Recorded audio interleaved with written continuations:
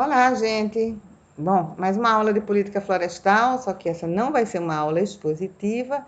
Aqui vocês vão encontrar algumas instruções para o trabalho, parte individual, parte em grupo, que nós faremos durante esta aula. Então, nós vamos trabalhar hoje com os instrumentos da política florestal brasileira.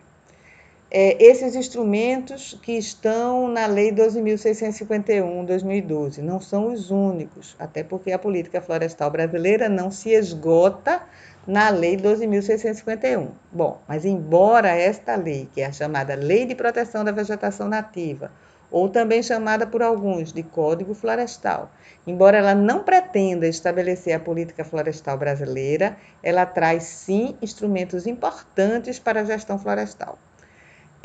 Dois institutos dessa lei nós já conhecemos, talvez ainda não conheçamos bastante, porque há um nível de complexidade, não na concepção, é fácil entender a concepção das áreas de preservação permanente, das reservas legais, o que é que se pretende, quais são os objetivos, mas principalmente depois de 2012, né, com aquelas disposições transitórias, a criação da ideia de área rural consolidada. Então, criou-se um certo nível de complexidade, principalmente quando se fala em restauração, em recomposição dessas áreas. Bom, mas enfim, as áreas de preservação e de reserva legal, elas são institutos legais muito importantes, digamos, para a política ambiental, de uma forma geral, e para o uso e ocupação das terras, né, como uma política territorial, evidentemente que com amplas e importantes implicações ambientais. Elas são limitações administrativas e, com isso, elas são não onerosas, ou seja, não dão direito à indenização, e são impostas com fundamento do poder de polícia do Estado, né? Com o objetivo de condicionar o exercício do direito de propriedade ao bem-estar social, ou seja, o direito de propriedade não é absoluto, ele tem limites. E uma das coisas que limita o direito de propriedade é a função socioambiental da propriedade. Essa função prevista, inclusive, na nossa Constituição. Bom, mas a Lei 12.651, ela não estabelece apenas essas limitações ou restrições. Ela não é apenas uma coletânea de restrições, de dizer o que não pode. Ela tem que ter instrumentos para que isso se consolide, né, na prática. Dois instrumentos importantes são o CAR, Cadastro Ambiental Rural, e o PRA, Programa de Regularização Ambiental.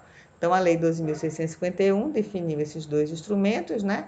São instrumentos importantes da política ambiental de uma forma geral e da política florestal, porque envolve questões importantes do nosso exercício profissional, né? Como as avaliações para a delimitação de reserva legal, a própria parte técnica de elaboração de um cadastro, e mais ainda no programa de regularização ambiental, que implica em projetos de recomposição da vegetação nativa.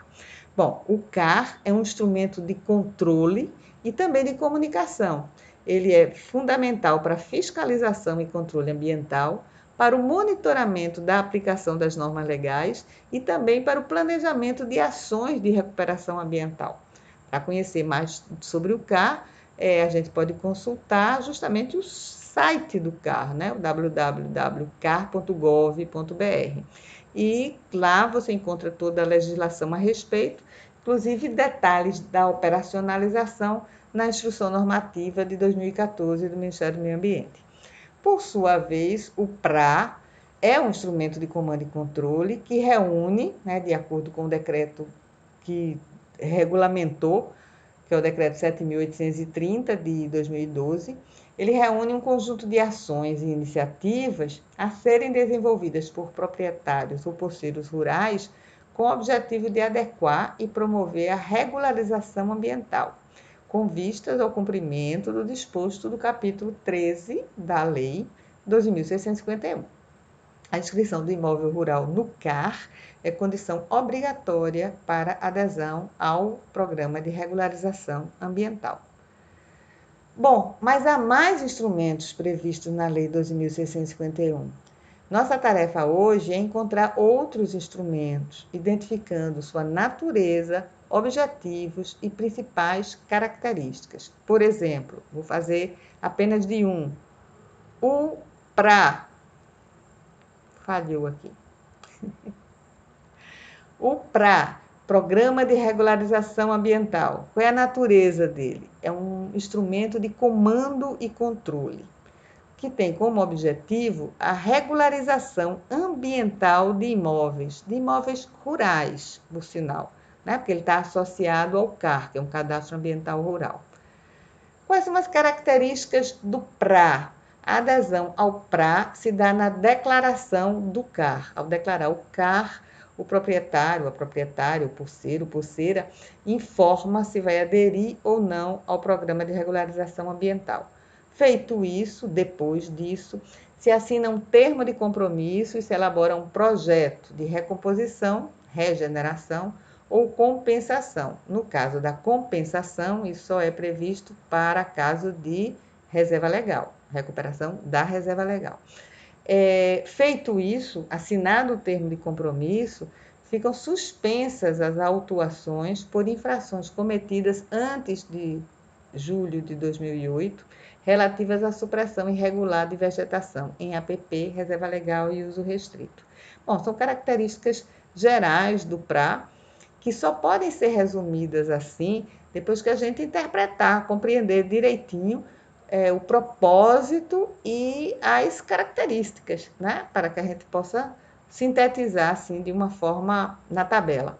É isso, vamos procurar os outros instrumentos e tentar fazer nesse mesmo formato. A leitura da lei, uma nova leitura da lei, deve ser feita de forma individual, com anotações, e depois discussão em grupo, para ver quem achou quais instrumentos e que informações sobre esses instrumentos pode trazer ao grupo. É isso, gente. Bom trabalho. Até mais. Até daqui a pouco.